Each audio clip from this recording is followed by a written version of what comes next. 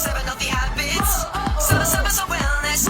Magandang buhay mga ka-wellness! Welcome back sa aming Wellness Campus Kuko! Masasabi namin marami kaming natutunan sa mga magi videos na aming napanood.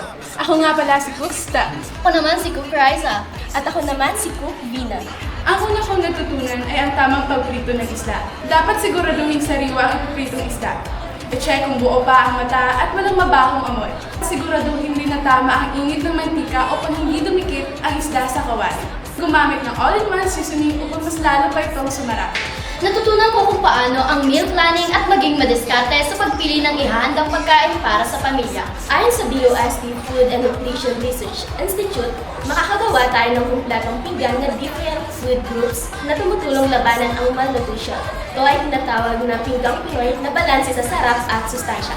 Ilan lamang ito sa aming mga natutunan sa mga magi videos na sigurado ang gagamit namin sa araw-araw na paghain ng pagkain para sa aming pamilya. Magandang araw mga ka-wellness! Nandito tayo sa Malitay High School, Gulayan sa Paaralan. Tara, samahan niyo kami! Dito sa aming gulayan, marami kaming kamoteng kahoy at kamote. Samahan niyo rin akong pumitas ng sitaw. Nothing can stop us now. Healthy habits, tuloy lang natin. Sama-sama sa wellness. Pagkain na tama. Proper portions. Uminom ng gatas. Tara kumain ng sama-sama. Move your body. Take care of the planet. Practice proper hygiene. 7 healthy habits. Sama-sama sa wellness. At ang panghuli, mayroon din kaming kalamansi na mayaman sa vitamin C. Ito ang aming nakuha mula sa aming munting gulayan. Tara, magluluto na tayo!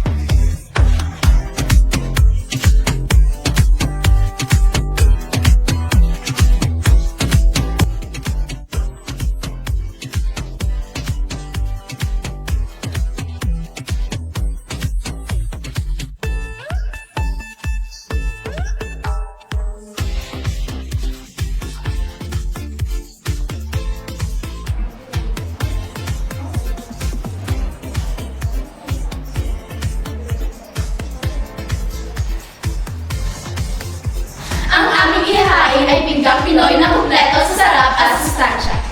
Para sa aming appetizer, gagawa kami ng eggplant salad. Ang eggplant salad ay mayaman sa fiber na tumutulong sa maayos na pagdumi at kalusugan ng tiyak. Para naman sa aming main dish, magluluto kami ng tinolang manok with a twist. Ang dish na ito ay sagana sa protina na tumutulong sa paglaki at pagpapalakas ng katawan. At sa aming dessert, maghahanda kami ng fruit salad na puno ng vitamins, antioxidants at fiber na nagpapaganda ng balat, pagtunaw ng pagkain at nagpapalakas ng katawan. Ang fresh fruit salad na ito ay nagbibigay ng enerhiya, tubig at sustansya sa katawan. Para sa eggplant salad, ihawin muna natin ang talong.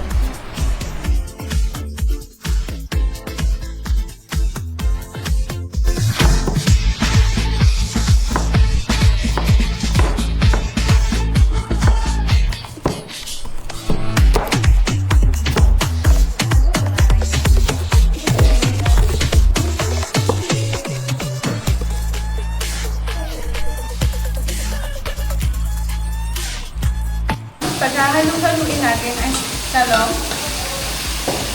kamatis, dahon ng sibuyas,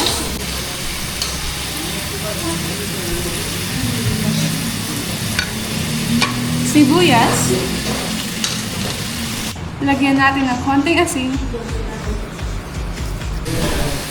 at kalamansi.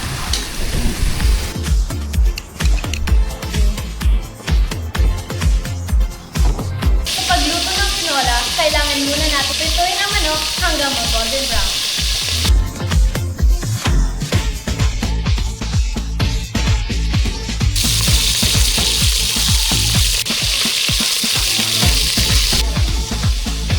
Isa na natin ang bawang, sibuyas, at ilagay na natin ang luya. Sa halip na tubig ang ilalagay natin ay sabaw ng buko. Para mas lalong sumarap, lagyan natin ng all-in-one seasoning.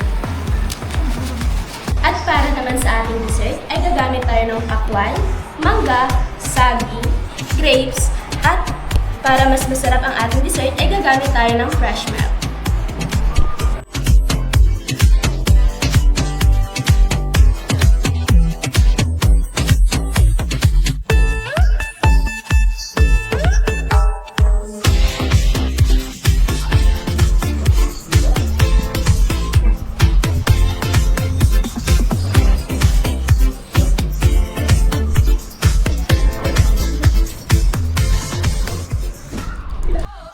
Seven healthy habits. Sama-sama sa wellness. Tara! Sama-sama sa wellness. It's time for wellness. Sama-sama sa Tara! Ito na ang aming final product! Umaga naghihintay sa iyong sigla. Healthy habits, make sure to practice. Tayo ang bida, tara na't sumama.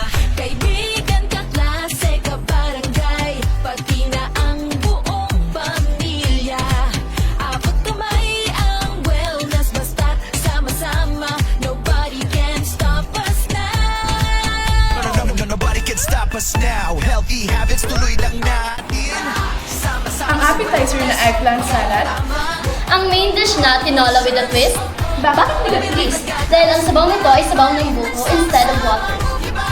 At ang napaka-healthy fresh fruit salad. is proper hygiene. Tara! Kain na!